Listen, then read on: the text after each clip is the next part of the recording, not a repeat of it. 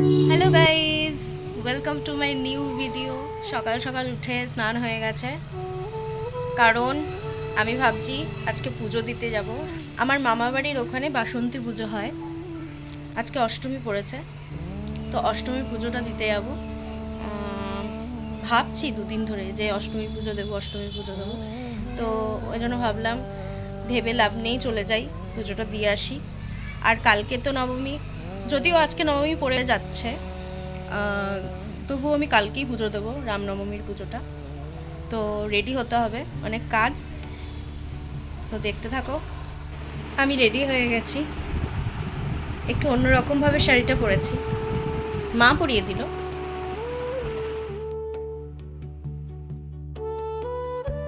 জানিও কেমন লাগছে আমাকে। আমি বেরিয়ে গেছি, এখানে গিয়ে আবার তোমাদের দেখাচ্ছি।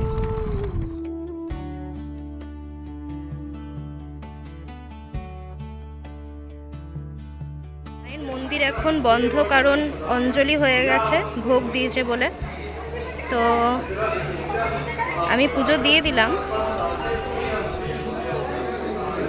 এটা আমার মামা বাড়ির সামনেই এই মন্দিরটা, অনেক পুরনো মন্দির, বাসন্তী মন্দির। তো আমরা চলে এসেছি।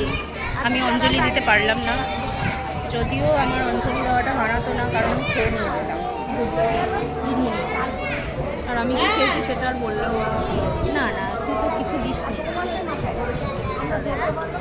তো আমরা সাজুগুজু করেছি। দিয়ে বল, এ শুভ রামনবমী গাইস। হ্যাঁ, শুভ অষ্টমীও। বেশ পুরোনো ধাঁচে। কতদিনের হবে এটা? অনেক পুরোনো, অনেক অনেক পুরোনো। দেখ দেয়ালগুলো দেখছিস, 250 বছর। অত জানি না, এখানে লেখা থাকে।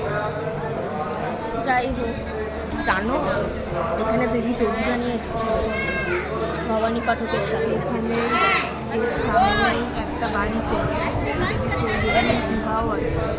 হ্যাঁ, বাড়ির ভেতর জানিস, ঠাকুর চাইছিল আজকে আমি এখানে আসি। তুই বললে বিশ্বাস করবি না, আমি গাড়ি নিয়ে বেরিয়ে গেছি বেনাচিটি যাবো বলে। পেট্রোল পাম্প অব্দি গিয়ে লাইনে দাঁড়িয়েও পড়েছি যে তেল ভরে এবার ওদিক দিয়ে যাবো, মানে পুরো রেডি, আমি বেরিয়ে পড়েছি। আমার কি মনে হলো আমি যাবো না, আমি আবার ঘুরে চলে এলাম।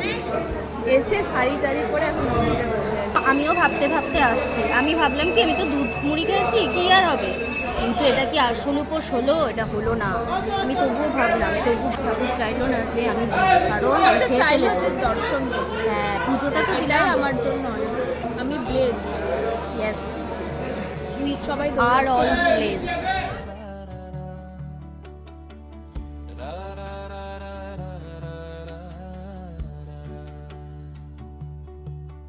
আমরা এখন বসে আছি, কখন মায়ের দরজা খুলবে, মাকে একবার দর্শন করব, দিয়ে বাড়ি চলবে। তো ওই জন্য অপেক্ষা করছি, দেখি কখন খোলে।